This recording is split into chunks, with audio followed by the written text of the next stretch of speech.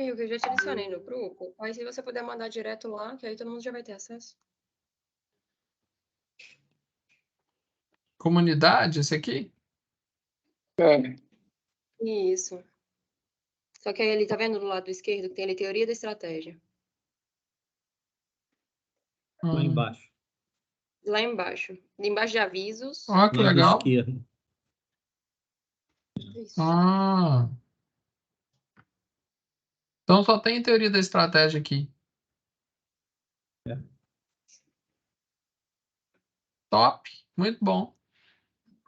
A gente já definiu até os textos. Já pode reenviar aí. Ah, excelente. Aí vocês mandam para mim que aí eu já fico sabendo. Facilita a comunicação, com certeza. Ok. Beleza, vamos continuar.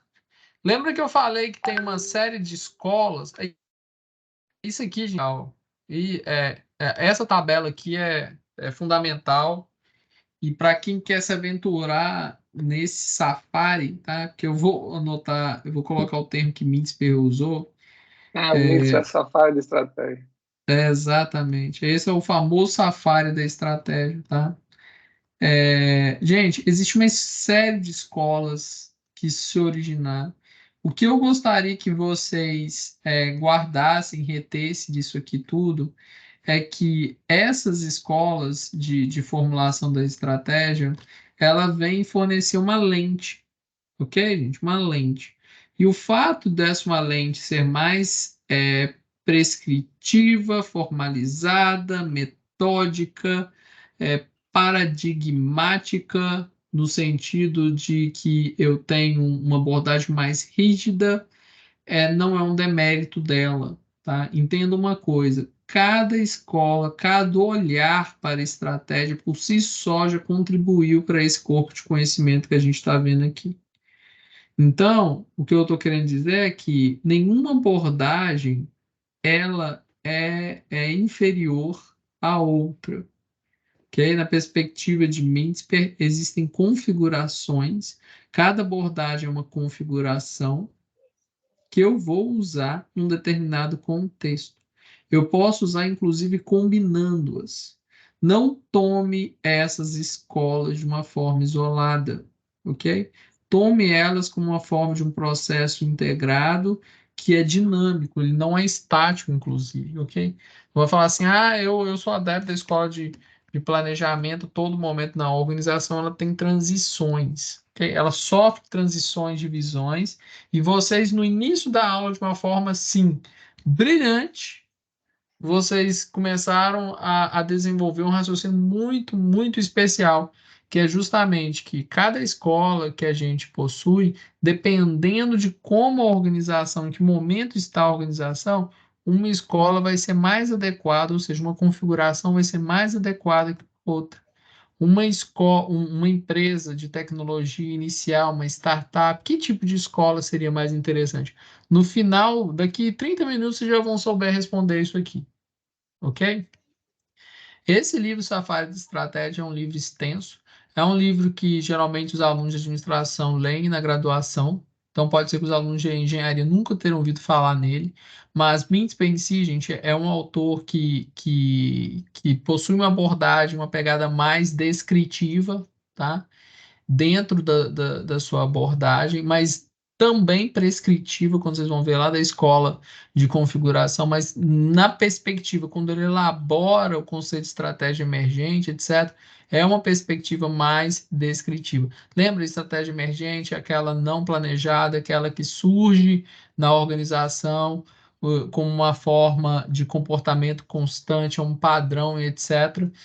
Esse padrão, gente, promove o aprendizado ao detrimento da escola do plano da estratégia deliberada que promove o controle. Então, o que a gente vai começar a abordar é exatamente isso. Pensem, inclusive, que essa organização dessas escolas, ela vai muito de encontro àquilo que eu estava explicando, né, da evolução das abordagens estratégicas, né? Em 1960, lembra? 1960, 1970, 80, né? da boutique, etc., até chegar na década de 90. As abordagens no campo da administração elas vão evoluindo em resposta às questões de cada época, de cada período, aos problemas de cada período. Quem trabalha muito aí a Escola das Relações Humanas sabe que em 1929, o Elton Mayo, ele vai fazer uma experiência na fábrica de Hawthorne em resposta a quê?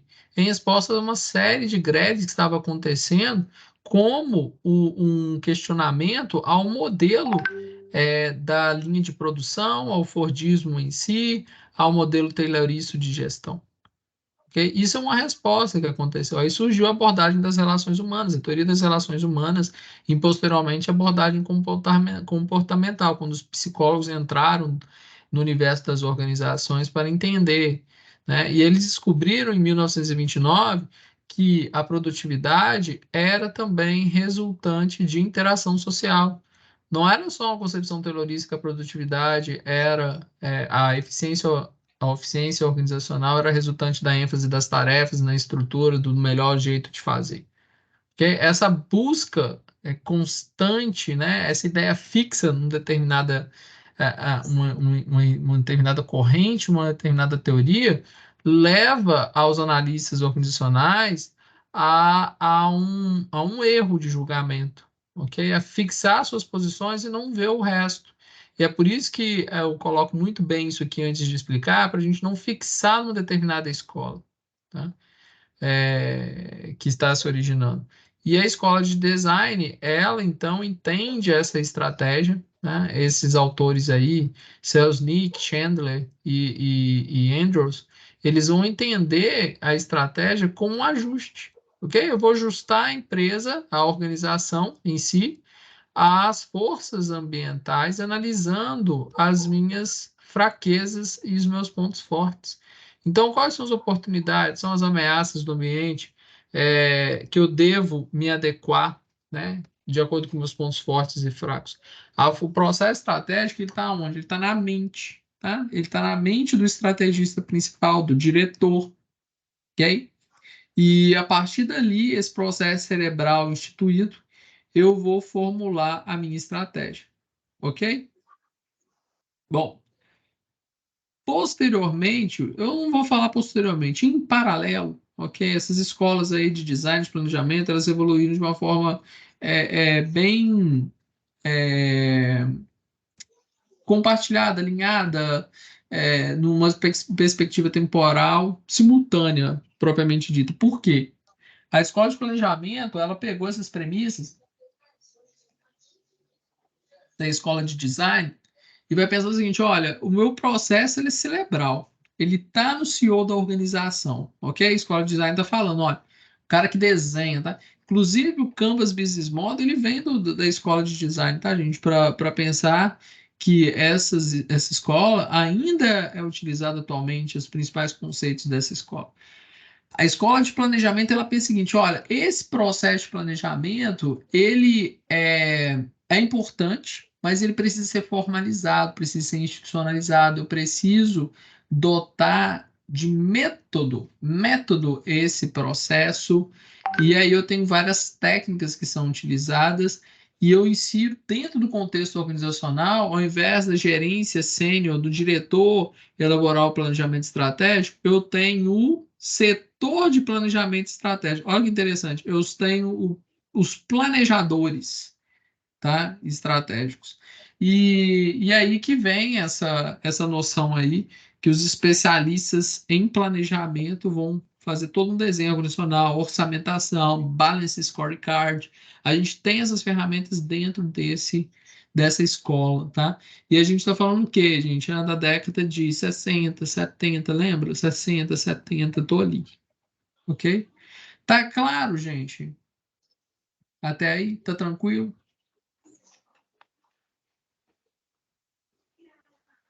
Tranquilo. Tá. Bom, até então, essas duas escolas, ainda veja que eu estou tentando prescrever análise SWOT, balance scorecard, estabelecer procedimentos formalizados para eu poder formular a minha estratégia. A escola de posicionamento, ela ainda se preocupa com isso, tá? a escola de posicionamento. O que acontece na escola de posicionamento? Eu tenho um ambiente da década de 80 se tornando cada vez mais complexo. Lembra que na década de 70 a gente teve o choque do petróleo, né? Lembra? É bom a gente posicionar de acordo com as fases que a gente vai enfrentando ao longo do tempo. E aí a galera ganhou muito dinheiro, tá? Os consultores aí ganharam muito dinheiro. Quem que é consultor? É o Felipe, né? Ou não? É o Lincoln. Lincoln que é consultor. O pessoal da consultoria e o pessoal começou a escrever livro no seguinte sentido: olha, eu tenho meu ambiente, tá? Eu preciso mapear esse ambiente. Então eu pego aquela ideia dos pontos fortes e fracos, oportunidades, ameaças, mas eu quero entender o seguinte: olha, como que está o meu ambiente? Quais são as forças que moldam aquele ambiente? O nível de atratividade daquela indústria? E eu vou definir através dessa análise das forças. Ele coloca 5 forças, tá? A gente vai falar daqui a pouco que seria barganha com fornecedores, barganhas com clientes, ameaça de novos produtos, a ameaça de produtos substitutos, e a própria rivalidade vai falar o seguinte: olha, vamos pegar essas forças e vamos entender, olhando para a organização, quais são os pontos fortes, ameaças, quais são os pontos fortes e fracos, quais são os recursos que eu possuo, a minha cadeia de valor. Eu quero definir qual que é a melhor estratégia que eu vou penetrar naquele mercado. Aí vem a corrente de posicionamento. A corrente de posicionamento ele é uma perspectiva analítica prescritiva. Entendeu? Então eu faço uma análise. Ok? Na do planejamento, eu tenho especialistas que propõem. A design, eu tenho uma gerência sênior, o processo está na cerebral, na mente do principal CEO da organização, que também propõe através dessas análises. Então, eu tenho uma abordagem aí na escola de design, planejamento e posicionamento, que ela procura prescrever receitas de bolo, normatizar, ok? É uma abordagem normativa de um determinado contexto organizacional. Essas 3 escolas, elas são muito importantes para a concepção inicial da estratégia, ainda que seja como uma prescrição. Ok? Bom, eu pergunto para vocês o seguinte, ok? E aí, gente, essa abordagem, principalmente da Só corrente... um ponto. Só Oi, um ponto, professor. sim? Aqui, até design, planejamento e posicionamento, a gente está falando também de uma ordem temporal, né? 60, 70 e 80, digamos Uhum. assim. Sim, sim. É porque entre design e planejamento é mais ou menos no mesmo período, tá? Começam as ideias na década de 60, evolui para a década de 70. Essa corrente de posicionamento ela vem com Potter na década de 80, mas lembra que a boutique estratégica ela está na década de 70. Então, o Porter ele trabalha esse conceito aqui do modelo das 5 forças, mas a gente tem aqui, ó, na década de 70, um monte de consultor que ganha dinheiro aqui já com algumas análises, tá vendo? Ciclo de vida, SWOT, curva de aprendizado. Aqui o que a gente está falando no livro de Mintzberg é especificamente da corrente de posicionamento. Eu posicionar a empresa num determinado local no setor. Ok? Como que eu posiciono minha marca? Como que eu posiciono a organização? Eu vou para um setor mais atrativo? Ok. Ok, como que a empresa vai se posicionar dentro daquele setor? Como líder de custo? Como uma empresa que tem mais produtos, diversificada? Ou como uma empresa focada em algum segmento, em algum nicho de mercado? E se eu foco naquele nicho, eu foco naquele nicho com base em custo ou com base em diversificação? Entendeu? É o que o Potter propõe no modelo na escola de posicionamento, entendeu?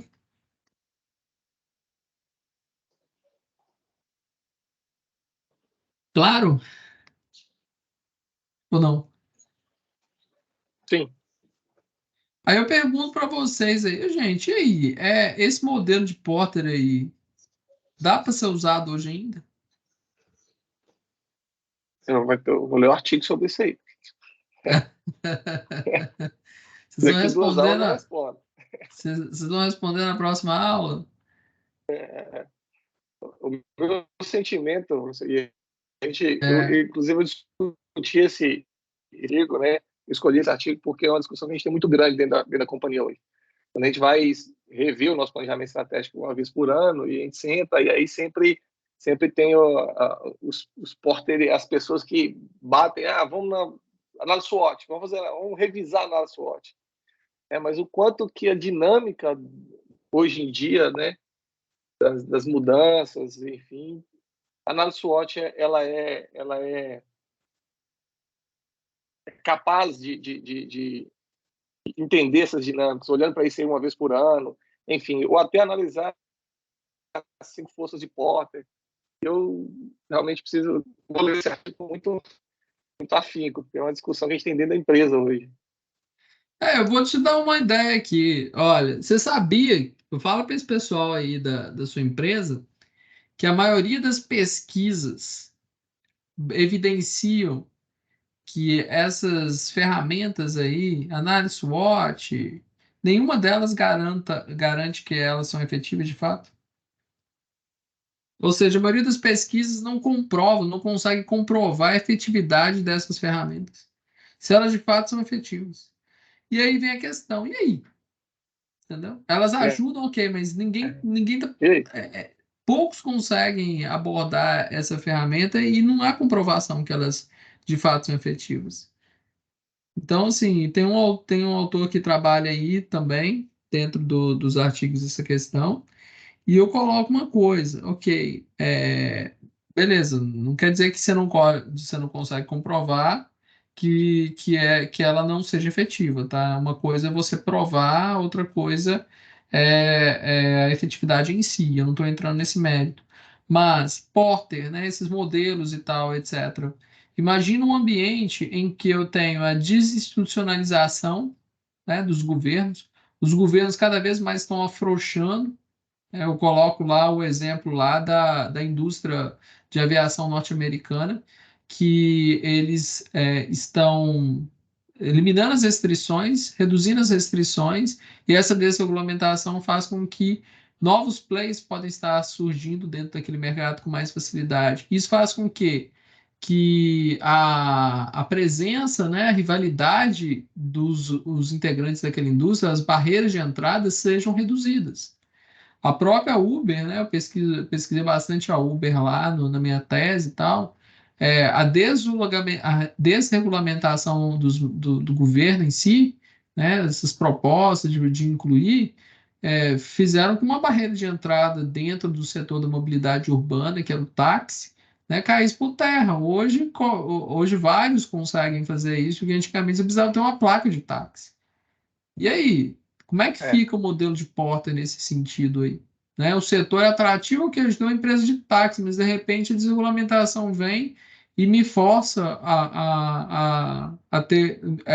A desregulamentação vem e atrapalha o meu desempenho. Né? Meu desempenho superior ele é diluído, é transferido para um outro rival. E outra coisa, tecnologia, né? Aí, citando o próprio caso aí da pluralidade de aplicativo que a gente tem, é, e a própria globalização, tá? Hoje você consegue comprar produtos daqui, do Vietnã, da China, numa facilidade enorme. Entra na internet aí, você compra, tá? E isso aí faz com que a assimetria de informação, né, ela seja reduzida, né? A simetria de informação, né? Os players, eles não possuem a mesma quantidade de informação, tá? Isso aumenta os custos de transação. Ok, mas hoje tá reduzindo com o advento da internet. Você consegue pesquisar preço, você tem um leque maior de fornecedores, de clientes. E aí, e esse modelo aí das forças? Como é que eu vou ficar ajustando a minha empresa essas forças, sendo que eu tenho todos esses fatores aí? Né, que não são considerados no modelo de forma explícita. E aí? Ok? Então, esse é o artigo que alguém apresentará. Vai responder isso aí. Você vai apresentar, né? Esse cara sou eu. Eu vou apresentar. Então, aí, ó, parafraseando aí o Roberto Carlos, né? Esse cara é você. Esse cara sou eu. Então, gente, olha, isto é legal, porque tudo que a gente está falando aqui, alguns vão falar assim, nossa, a aula de teoria, né? Ô, gente, isso é realidade. A teoria e a prática caminham juntas, ok? Existem abordagens indutivas e dedutivas. Indutiva, eu formo a teoria a partir dos casos, das práticas. E as abordagens dedutivas, a partir de um corpo de conhecimento que eu já tenho, eu destrincho, eu analiso um problema, eu analiso um determinado fenômeno. Então, gente, isso tudo é importante tanto numa perspectiva clínica, que daqui a pouco eu vou falar, como numa perspectiva analítica. Tá vendo? Existe uma série de elementos. E eu tenho muita satisfação de poder dialogar, ter esse diálogo com vocês, porque é um diálogo atual. Daqui 100 anos, a gente vai continuar falando algo atual. Por quê? Essa realidade que vocês estão vendo aí, essas escolas que vão se originando e vão dotando uma nova perspectiva daquele objeto que é a estratégia, que é o mecanismo de interação da empresa e do ambiente, é o propósito, a constância de ação, é o que realmente gera vantagem competitiva para a empresa, vai continuar existindo, novas escolas podem surgir, visões diferentes do todo vão surgir. E nós, como os analistas das organizações, acadêmicos, professores, atuantes, eu atuo, né? A Glaucia comentou lá, eu não dei esse detalhe para vocês, eu atuo na indústria, né? Especificamente há mais de 16 anos. E a gente vê o que a teoria e a prática, elas caminham juntas e você consegue um desempenho melhor enquanto até profissional se você conhece mais da teoria. Nem tudo precisa ser indutivo, nem tudo você tem que ir lá na tentativa e erro, né, na abordagem clínica, experimental, gastar dinheiro, gastar seu tempo. Muito já está posto. As pessoas já testaram, essas escolas de pensamento já trabalharam. Por que que eu vou sofrer? Por que que eu vou correr o risco? Então, são coisas interessantes. Quando a gente vai trabalhar aí, olha, isso aqui, gente, essa tabela aí, pessoal da engenharia, a galera da administração vê lá, ó, na disciplina de estratégia da graduação. Eu mesmo já lecionei várias vezes. E tem disciplina da engenharia, antigamente tinha essas disciplinas desse tipo de engenharia. Pelo menos nos últimos anos eu vi que eles retiraram. Algumas cursos retiram isso da grade. Fornece um apelo para o aluno, né? Um contexto, um conteúdo para o aluno daquilo que ele vai enfrentar dentro das organizações ou fora dela. Bom, se alguém quiser comentar alguma coisa, fica à vontade, tá? Veja, e a escola empreendedora? Eu tenho escola empreendedora. O que significa a escola empreendedora? Gente, se eu estou pensando em design, planejamento, posicionamento, aí vem a questão, o que explica, tá? Um Elon Musk virar o homem mais rico do mundo? Quem consegue me falar aí o que você acha?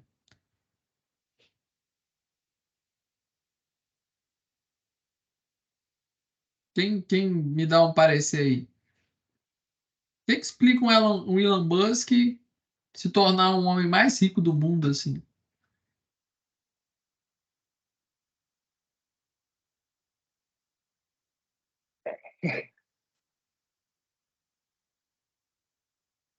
Visionário, né? É o cara que fez foguete da ré, né? Com a brincadeira que o pessoal usa.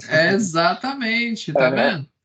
Cara, o cara tá criando, ele tá criando todo um sistema para poder explorar em Marte os recursos minerais.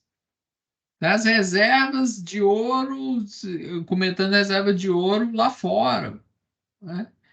O Google, ok? O Steve Jobs. Gente, o que explica esses caras? Como assim? É uma visão. Você acha que ele veio planejando, ele veio fazendo análise, veio posicionando a empresa no setor? Não.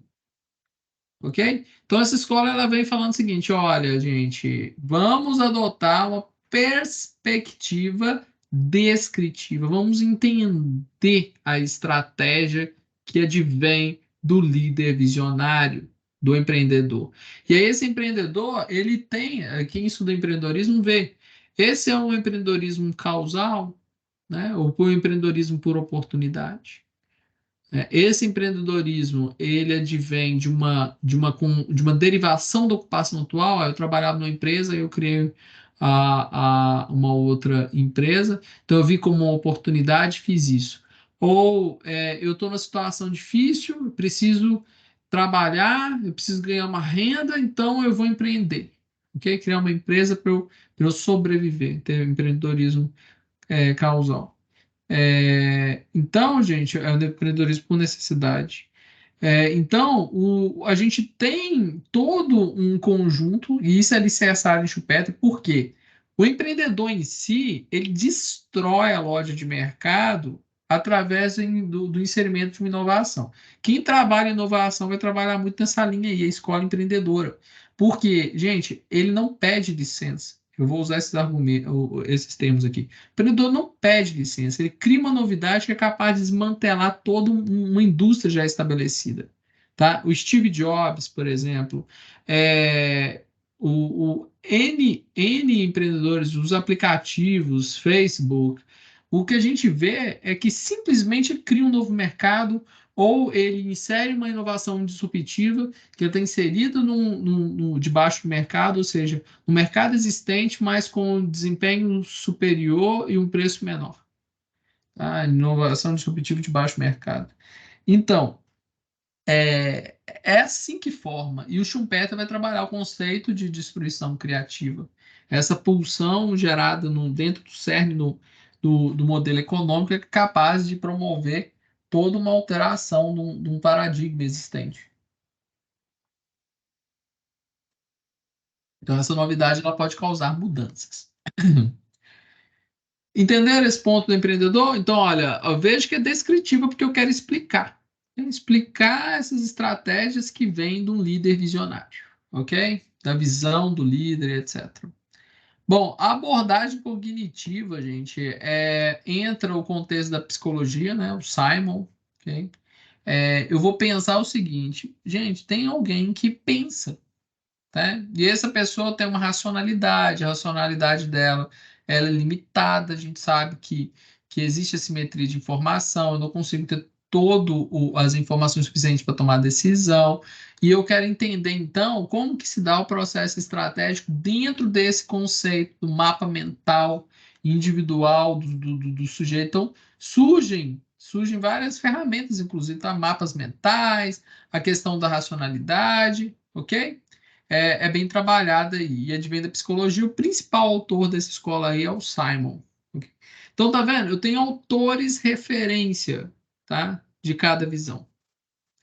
Eu tenho escola também de aprendizado. Olha quem está ali, Queen Mintzberg, ok? É o que a gente estava comentando. Olha, existe um processo não deliberado na organização, um processo não planejado, não pretendido, não intencional, no qual um padrão se forma e as pessoas acabam aprendendo. É o caso do caso Honda, ok?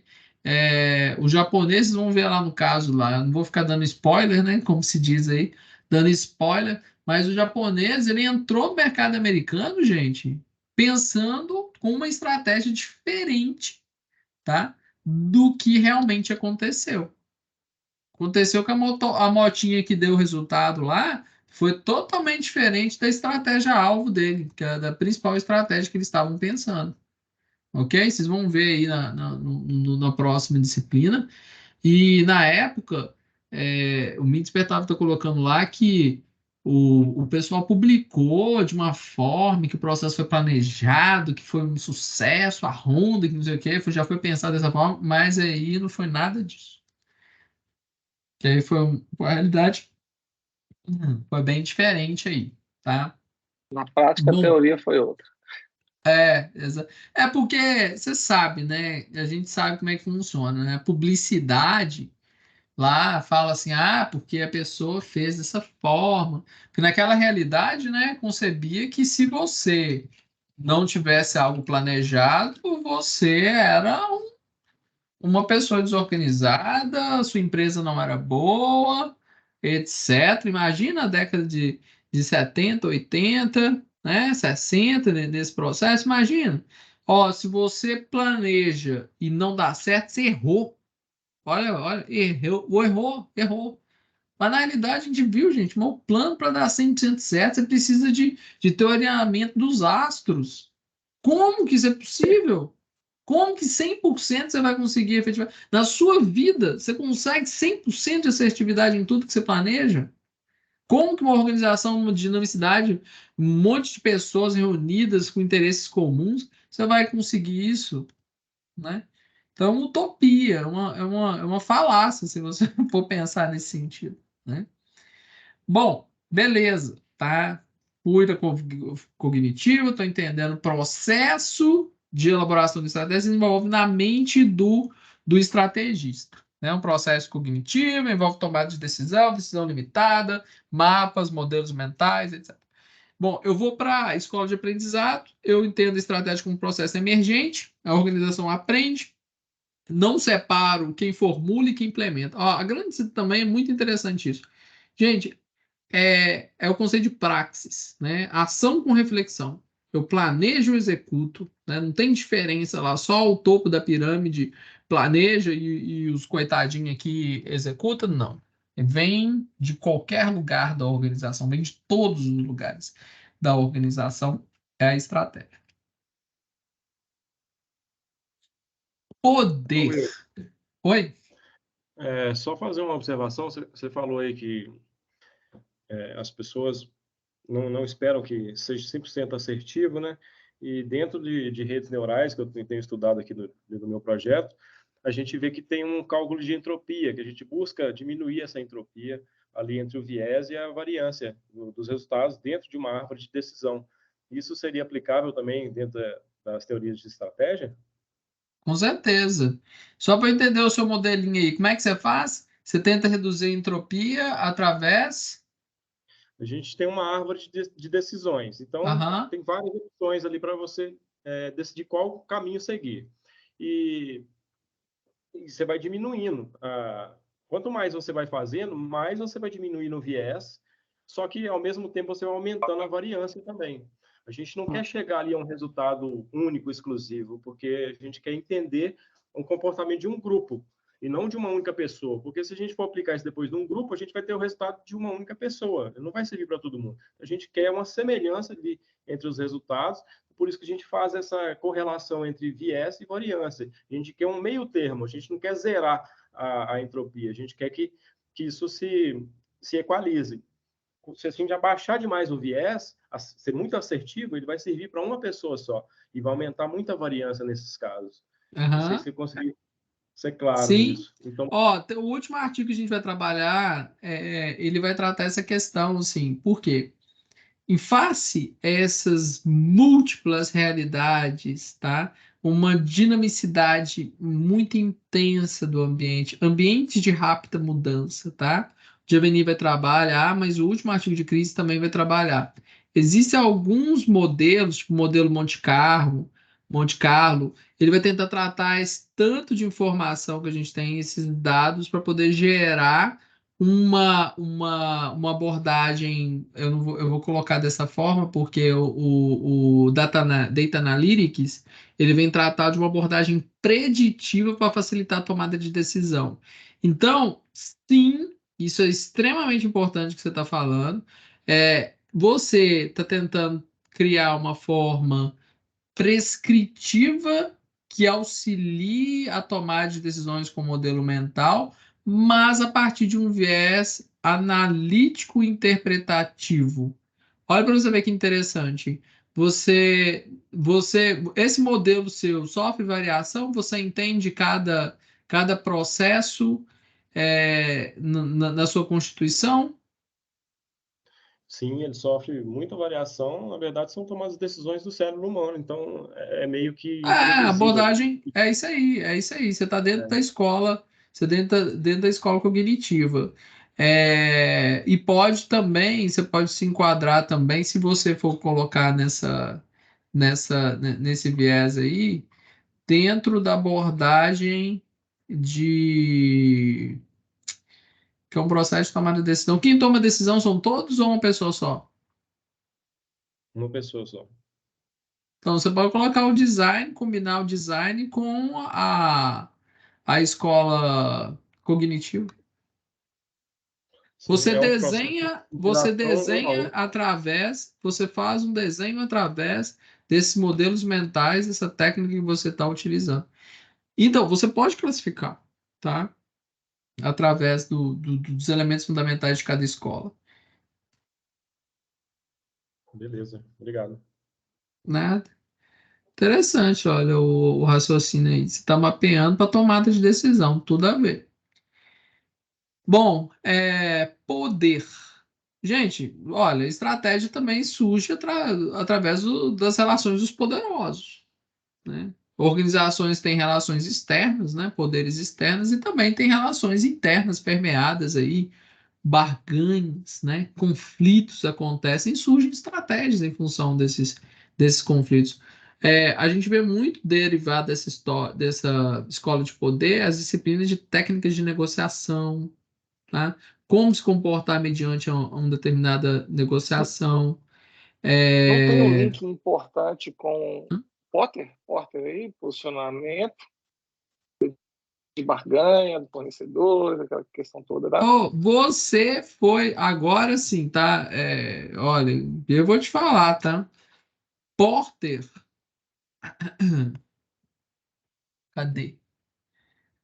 Deixa eu ver se eu coloquei. Eu não coloquei aqui, não. O Porter, gente, é justamente uma. Acho que eu coloquei sim. Ah, tá aqui. Olha que legal. Como é que você chama? Quem falou? Edilson. Edilson? Cara, você fez um raciocínio brilhante, assim. Agora, assim, o seu ponto foi, você foi no foco do que eu gostaria de falar. O Porter, olha que legal. O Porter combina escola. É a combinação de escola essa abordagem dele aqui. Por quê? Ao mesmo tempo que ele tenta, né, posicionar a empresa através do modelo das cinco forças, tá? Dentro do modelo das cinco forças, na hora que eu vou entender o nível de atratividade do setor, eu falo de poder de barganha dos concorrentes, dos fornecedores, e os poderes de barganha, que são os compradores, e o poder de barganha dos clientes. Então ele combina poder, escola de poder, ou seja, estratégia fruto das relações de barganha, dos conflitos que acontecem, e combina a escola de posicionamento para estabelecer posições num determinado contexto, fazendo um mapeamento. Tá vendo? Então, assim, é isso aqui. Porta está dentro desse contexto aqui de uma nova estratégica, combinação de poder e posicionamento. Assim como a teoria baseada em recursos está dentro da escola de aprendizado e a escola cultural. A escola de aprendizado e escola cultural que eu vou falar. A teoria da capacidade dinâmica está dentro da escola de design, pega atributos da escola de design e da escola de aprendizado também. Ok? Então, poder, então, é um processo de negociação e barganha. A escola cultural em si é um processo social cultural, ou seja, gente, a cultura ela molda a estratégia também. Não tem como falar, gente, que a estratégia não é moldada pela cultura. É esse o invólucro coletivo aí que os autores dessa escola vai falar: nossa, mas a cultura é um constitutivo, é um conjunto de crenças, formas de pensar e agir dentro daquela organização. E isto, de uma forma descritiva, a gente precisa considerar, porque molda a estratégia, muda a estratégia. Por que que o modelo japonês dá tanto certo, né? Então a cultura ela pode limitar uma determinada estratégia ou pode potencializá-la, ok? Bom, a escola nona, né? A escola ambiental, ela vem tratar, gente, você já deve ter visto aí a teoria da contingência. Ela vai falar o seguinte, olha, o ambiente, tá? Ele vai moldar a estratégia. de alguma forma, ou o ambiente seleciona através da teoria da ecologia das organizações, ou o ambiente em si, dentro do meu ambiente, exemplo, eu tenho a natureza das tarefas, eu tenho a tecnologia, né? Eu tenho os recursos disponíveis, eu tenho o ambiente, ele vai, e esses elementos a gente chama de fatores contingenciais, ok? Inseridos naquele ambiente, eles vão moldar a estratégia da empresa, que ela vai tentar se adequar àquele ambiente, e isso vai afetar a estrutura. Essa teoria se chama a teoria da contingência estrutural. Ou seja, o meu ambiente, uma modificação do meu ambiente gera uma fase de inadaptação, inadequação, tá? Da estratégia e derivado dos fatores contingenciais que vão mudando, natureza das tarefas, tecnologia, etc.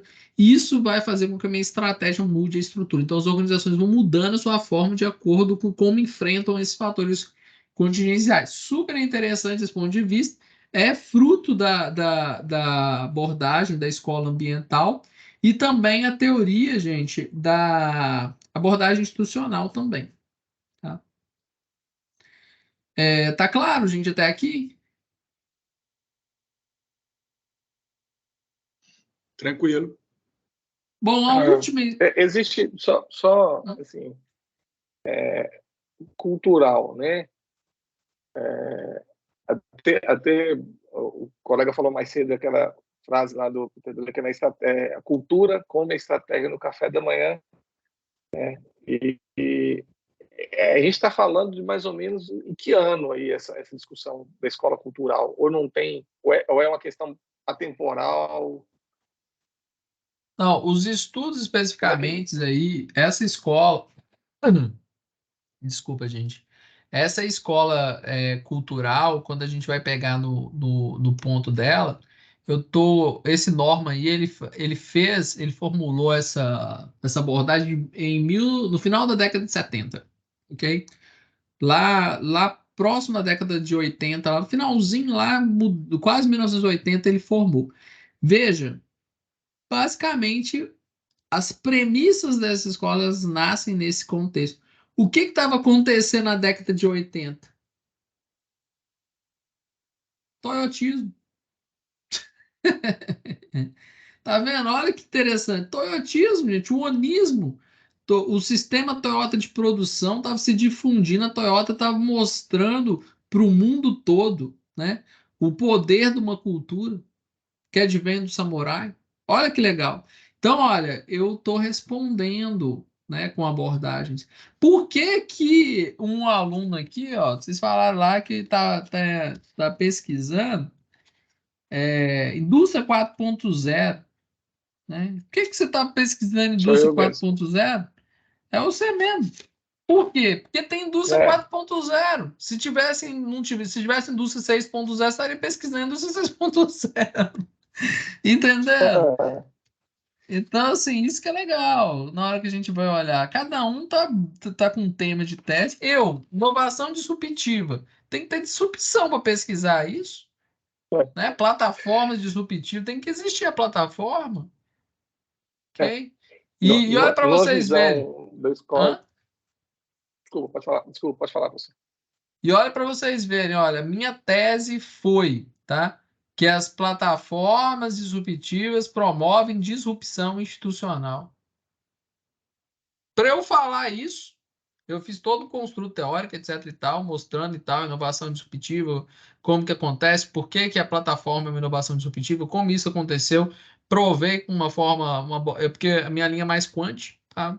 Eu uso SPSS para várias análises aí, e eu demonstrei isso, ok? Testei a hipótese e isso aí. Mas tinha que ter a inovação disruptiva. O Chris Thyssen, quando foi analisar a teoria da inovação disruptiva, ele trabalhou a indústria dos discos rígidos. Tem que ter disco rígido. Entendeu? Tem que ter a indústria acontecendo. Oi, Leonardo. Ô, Wilker, eu vejo essas escolas assim, mas hoje, a atualidade aí, eu sinto falta de uma nova escola, que seria do ambiente virtual. porque a gente está muito imersivo nisso aí, e o que eu tenho visto no mercado é um monte de guru oferecendo estratégias aqui e ali, que funcionam só para eles, mas acabam não funcionando aí para a grande maioria das pessoas que acabam adquirindo esses cursos. Tá para surgir uma nova escola aí? Como é que anda essa questão dos estudos sobre o ambiente virtual, o empreendedorismo virtual, o comércio, né? Uhum. O que acontece? Quando você fala da digitalização em si, né, que você está comentando tudo que é virtual, ele é digital, né? Dentro da gama de digitalização, você tem várias lentes teóricas consubstanciadas, embasadas lá atrás, que vai tentar descrever o fenômeno da digitalização. Porém, como é uma novidade, ainda está em processo de formação. Então, eu vou te falar, é fragmentado ainda. O que você consegue, aí assim, quando você fala teoria, né, que possibilita o ambiente virtual, etc., você vai começar a fazer igual esses autores estão fazendo aqui, ó. Por exemplo, nessa tabela aqui, alguns autores, por exemplo, Norman, etc., alguns autores que a gente está aqui, a Simon, a base dele não é estratégia, ok?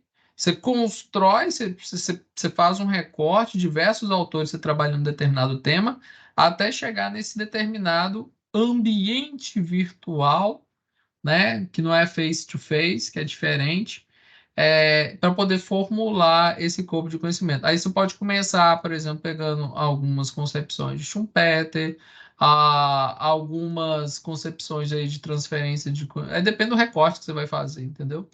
Mas o Mintzberg, no livro dele, nesse livro que eu coloquei aí, ele trata, não sei se está, deixa eu ver se está aqui. Ele trata a Você dizer que estratégia. está uma oportunidade de Aqui, teorizar ó, sobre uma nova escola? ele trata tecnologia.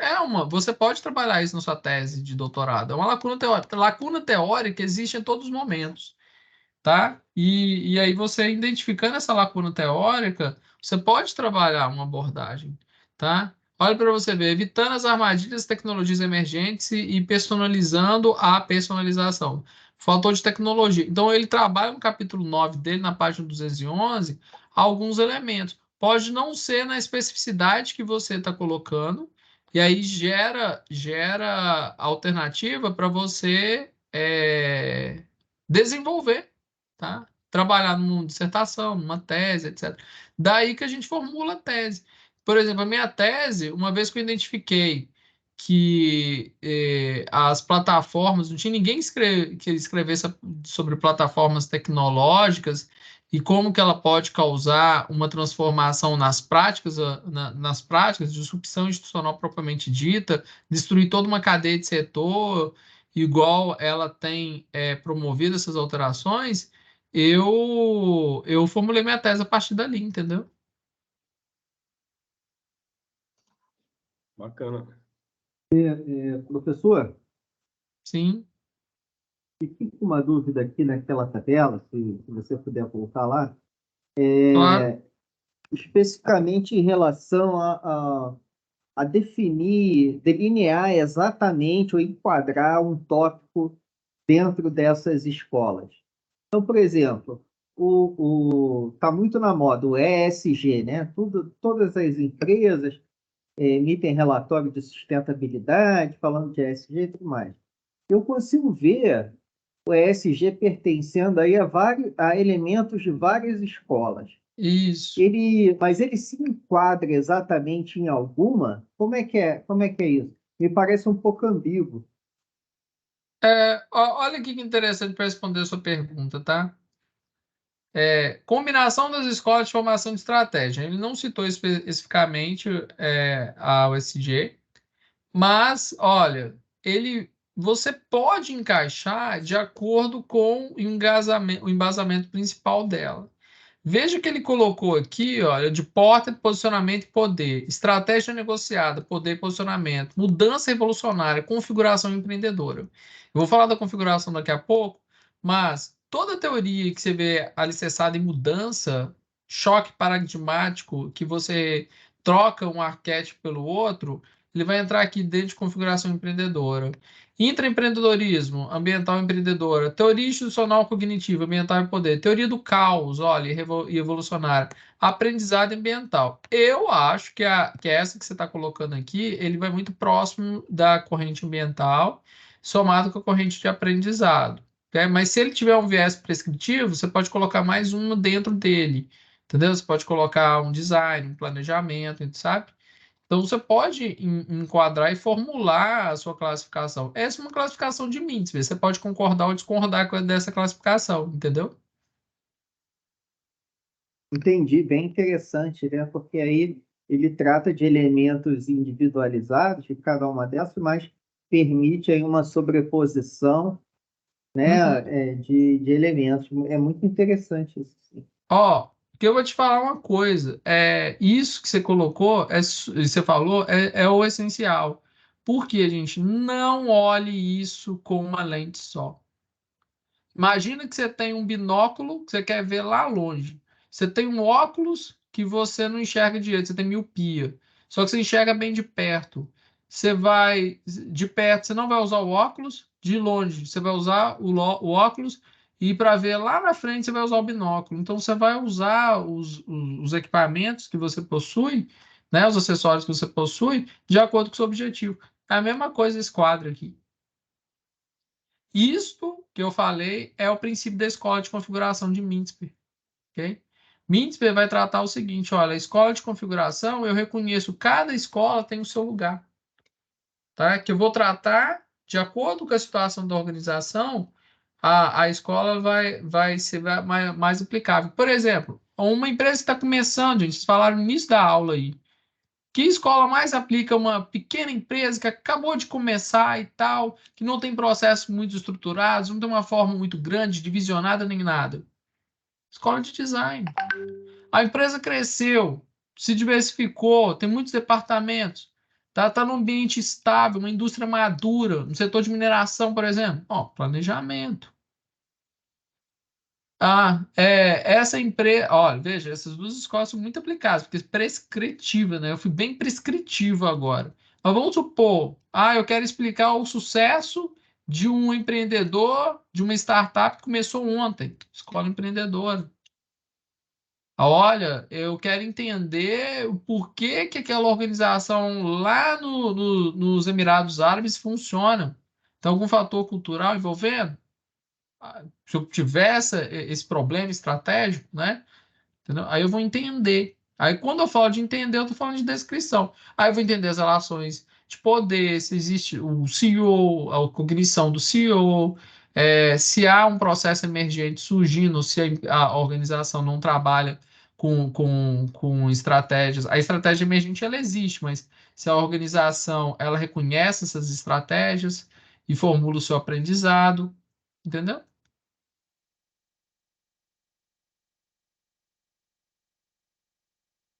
Logo, as escolas elas tratam assim os fundamentos específicos, né? Escola de design, mais para concepção e define estratégia como plano.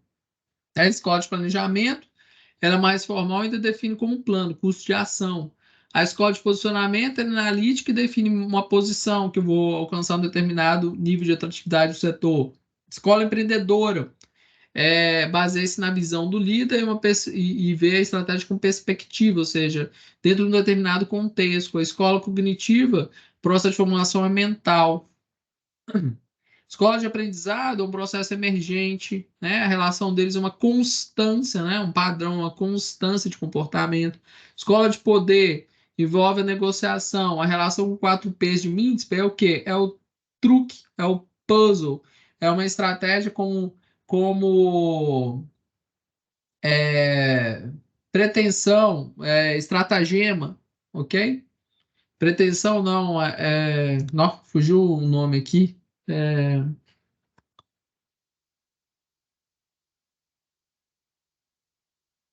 Daqui a pouco eu lembro. A escola cultural, truque puzzle, gente, é quando você vai fazer uma ameaça, né? Você faz a ameaça, você ameaça um blefe, entendeu? Que você utiliza. Esse é um dos P's da estratégia, tá? A escola cultural é o aprendizado coletivo, então eu aprendo com os determinados membros da organização, e a partir desses membros da organização eu formulo todo o construto que eu quero realizar. O truque que eu lembrei, a estratégia com pretexto, tá? O P de pretexto. Ele usa a palavra puzzle aí. É a escola ambiental como processo reativo. E a proposta dos autores é uma história de configuração que baseia na transformação. Bom, essas escolas, gente, elas evoluíram porque, olha, vocês viram lá, está fragmentado o campo da estratégia, mas deve ficar fragmentado? A grande pergunta, deve ficar? Tá? Alguém perguntou isso aí, e eu fui o Free Involvable. Eles vão usar uma abordagem que vai falar assim: olha, o campo da estratégia está muito fragmentado, tem novas abordagens, e a gente propõe uma coisa. Por quê? Aglutinar não é a solução para os autores.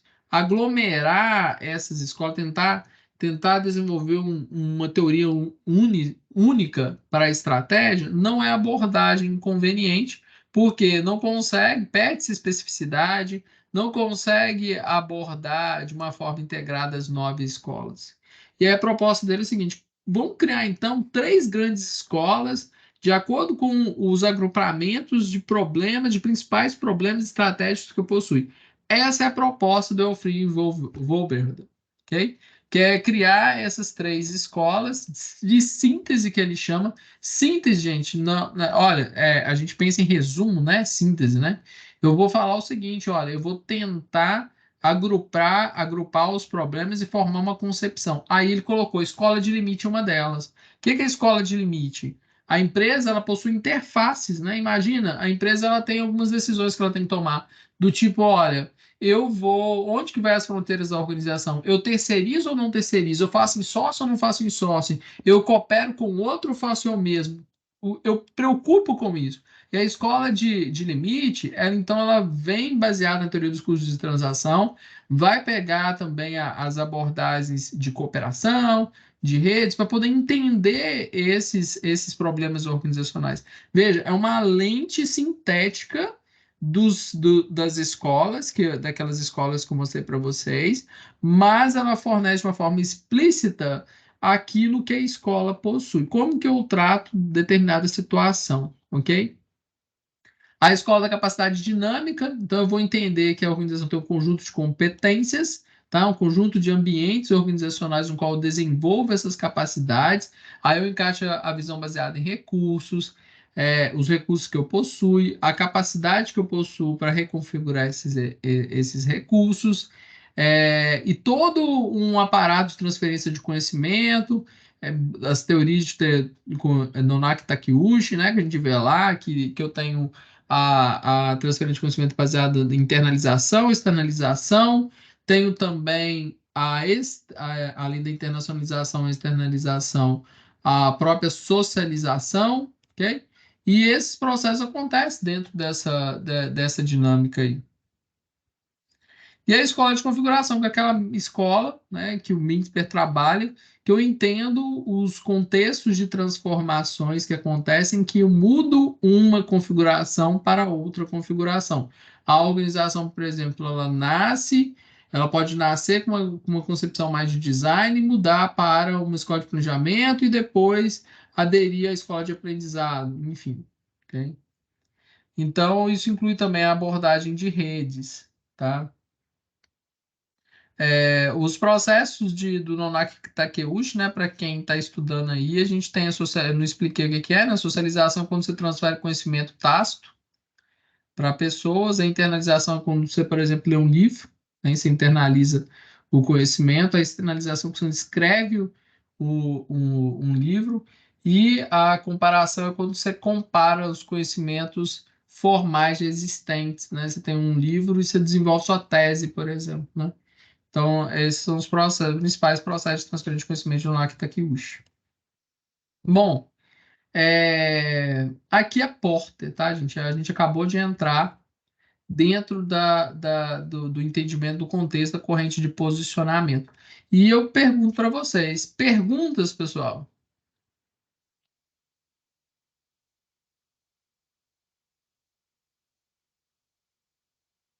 que é? Vocês estão vivos ainda aí? É. Tá cansado? Que horas são no Brasil? 12h48? 10 para Meio-dia e 1. 48. 10 para 1. Meio-dia e 48. Tá, vou fazer o seguinte, tá, gente? Eu não vou entrar aqui dentro dessa abordagem hoje, tá? Eu vou tratar o final dessa abordagem aqui de Porter. Na próxima aula, a gente vai entrar na abordagem, eu apresento a corrente de posicionamento e a visão baseada em recursos, e a gente trabalha esses pontos na próxima aula. Por quê? Eu acho que vocês não vão conseguir absorver, a menos que vocês falam que tá tranquilo. Se estiver tranquilo aqui, eu vou mais uns 20 minutos aqui. Não O que tá vocês tranquilo, preferem? não. Tá. Já virou geleia, já virou cabeça. Eu já estou notando lá que vocês não estão nem fazendo mais pergunta. Eu falei assim, Pois olha, é. morreu. Bom, em resumo, deixa eu fazer um resumo aqui, gente, porque é muito conteúdo, eu sei disso. E a gente precisa só para fixar antes de ir embora, né? Antes de vocês voltarem para a rotina de vocês. Resumo de tudo que a gente viu. Ó, a realidade estratégica é uma realidade fragmentada, ok? A gente tem várias escolas que surgiram em resposta a determinadas situações, a determinadas, inclusive outras escolas que foram emergindo, e essas escolas deram origem a um corpo de conhecimento em resposta àquele que já é institucionalizado. Eu tenho, em geral, três grandes abordagens, né? A gente pode classificar em duas primeiro, mas que é a visão baseada em a corrente de posicionamento, que advém da teoria da teoria industrial, ok? Da economia industrial, e a visão baseada em recursos, né? Que o principal autor é Bardeen.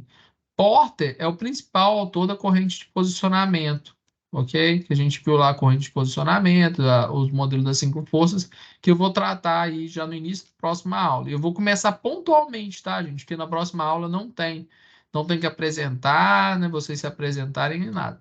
Então, eu vou apresentar o texto de Porter, a ideia de Porter, as concepções de Porter. Vocês, inclusive, vão ler o campo, né? Alguns de vocês estão com o livro lá, Wire Strategy, de Porter e demais artigos da corrente de posicionamento.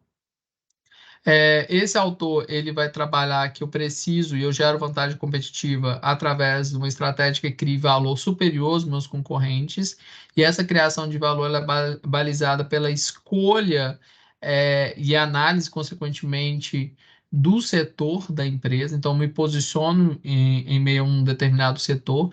Esse setor que eu vou me posicionar, eu vou olhar para 5 forças de atratividade daquele setor. Porta, ele vai trabalhar barganha com fornecedores, poder de barganha de fornecedores, poder de barganha de clientes, ameaça de novos produtos, ameaça de produtos substitutos e a rivalidade propriamente dita. A partir de olhar essas 5 forças, tá? Eu vou definir qual que é os meus pontos, vou olhar quais são os meus pontos fortes e fracos e vou definir a estratégia genérica para enfrentar, para posicionar a empresa no mercado, liderança de custo, diferenciação e foco.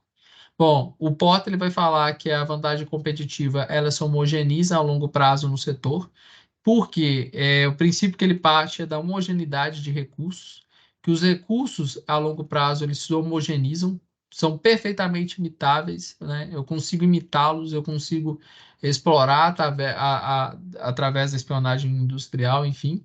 Então, o Porter ele vai sofrer uma crítica que essa crítica ela vai ser posta através de um outro tipo de visão, que ao invés de olhar que a minha estratégia ela é formada de fora para dentro, a partir da análise do setor, para então posicionar os meus recursos, a empresa, meus pontos fortes e fracos e otimizar, eu vou procurar fazer ela de dentro para fora. E é essa visão que é o nome que chama de visão baseada em recursos. Essa visão ela procurou explicar o porquê, em crítica à Porter, por que então, se você está certo, né, e a vantagem competitiva se homogeneiza a longo prazo, porque tem empresas que são diferentes, têm desempenhos diferentes dentro do mesmo setor, tá?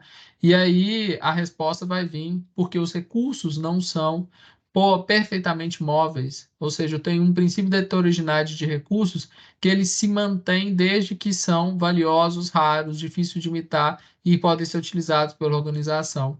Uma vez que eu tenho essa característica que é a imitação imperfeita, imitabilidade, que não é perfeitamente imitável, que advém da trajetória histórica, da complexidade social e da ambiguidade causal, eu tenho em si uma vantagem competitiva sustentável, porque um concorrente, ainda que tente imitar a minha estratégia, ele não vai conseguir lograr os benefícios, os frutos daquela estratégia, ok? Então, isso são as duas correntes principais.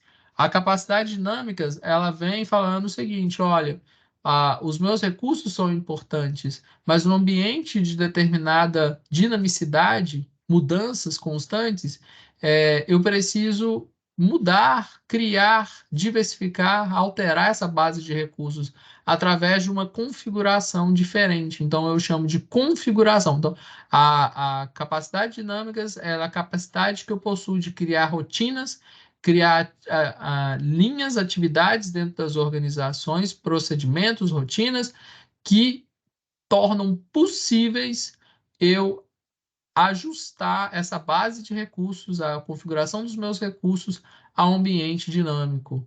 Então, vocês vão ver as estratégias da capacidade dinâmica, dentro da capacidade dinâmica, como que eu posso modificar essa base de recursos nos artigos que vocês vão ler. Eu já estou colocando esse ponto para poder facilitar também a leitura. E aí tem alguns elementos, por exemplo, que eu posso alavancar os meus recursos, eu posso, né, por exemplo, posso melhor aproveitar aquele recurso através de uma estratégia de alavancagem, eu posso criar, eu posso liberar o recurso, e aí são elementos importantes na visão das capacidades dinâmicas. E vem algumas perguntas que alguns artigos vão tentar responder, do qual, olha, tudo isso que a gente está falando em contexto de rápida mudança funciona? Por exemplo, hoje as mudanças estão muito mais rápidas. Imagine que você tem procedimentos que mudam seus recursos. E esses procedimentos de mudança de recurso, num contexto de hiper velocidade, igual a gente está vivendo hoje, a organização ia ter que ficar mudando todo o tempo, mudando todo o tempo, mudando todo o tempo. Que procedimentos e rotinas vão conseguir sustentar no ambiente de hipervelocidade? E aí a gente entra num novo contexto, olha, que um contexto da tecnologia, da desregulamentação, da globalização, vai promover mais uma alteração. Aí vem um autor que vai falar, olha, a vantagem competitiva, então, ela é temporária? Ela não é sustentável? Ela não é de longo prazo? Ela é temporária? Como que funciona essa vantagem competitiva? Então, as organizações elas estão focadas em criar vantagem competitiva temporária, não criar vantagem competitiva sustentável em ambientes assim? E isso também é um tema de fronteira que vocês podem desenvolver depois. Vocês vão ver aí nos artigos. Vocês entenderam, gente? Eu fiz tipo um resumão aqui agora, né? E que é os principais que vocês têm que fixar. E aí a gente continua trabalhando na próxima aula. Alguma pergunta? Ok. Tranquilo, professor. Olha, se precisar de alguma coisa, entre em contato comigo. Eu espero que vocês tenham um ótimo sábado. O sábado de vocês ainda tem metade do sábado pela frente. Aqui são quase 11 horas da noite. Mas o futuro vai chegar, tá? Vocês vão chegar às 11 horas do sábado, aí vocês vão lembrar de mim. Mas provavelmente vocês vão estar em algum boteco, tomando alguma coisa, ou vai estar curtindo alguma coisa, né? Hoje é show do Red Hot aqui no Rio. Olha, cara, não, fala não, viu? Hoje tem jogo do Galo. Que infância, cara. Então, ó, que isso, você vai no qual? Vai no Red Hot, né? Claro. Não, mas foi um prazer estar com vocês aqui. Eu acho assim que é um momento muito legal. Eu gosto muito dessas discussões. Eu me divirto bastante. E aí, gente, qualquer coisa, se tiver alguma dificuldade aí com o conteúdo aí, vocês me perguntam, a gente vai ajustando, tá? Precisar mudar, fazer alguma coisa aí na próxima aula. Ok? Obrigado. Curtam aí o sábado aí. E fiquem com Deus aí. Até mais. Um abraço. Obrigado, pessoal. Obrigado. Obrigado. Bom final de semana.